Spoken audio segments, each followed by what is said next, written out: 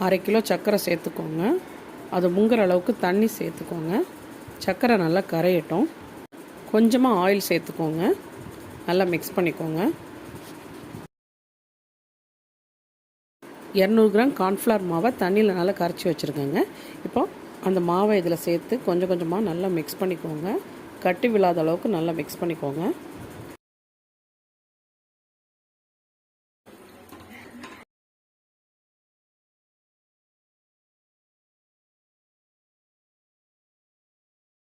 நெய்யில் வறுத்து வச்சுருக்க முந்திரியை இதில் சேர்த்துருங்க. கலரை தண்ணியில் கரைச்சி வச்சுருக்கேங்க. இப்போ இதில் சேர்த்துருங்க.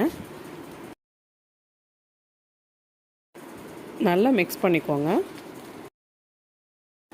நெய் சேர்த்து நல்லா மிக்ஸ் பண்ணுங்கள்.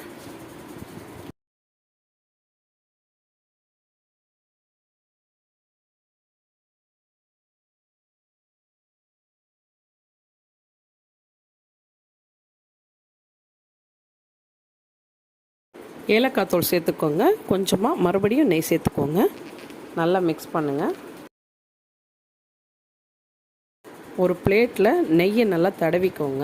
இப்போ இந்த அல்வாவை அதில் மாற்றிக்கிட்டு 1/2 hour கழித்து சூடு ஆறிடும். 1/2 hour கழித்து நம்ம பீஸாக கட் பண்ணுறோம். சூப்பராக வரும். நீங்களும் ட்ரை பண்ணி பாருங்கள். உங்களுக்கு இந்த வீடியோ பிடிச்சிருந்தால் லைக் பண்ணுங்கள், சப்ஸ்கிரைப் பண்ணுங்கள். தேங்க்யூ.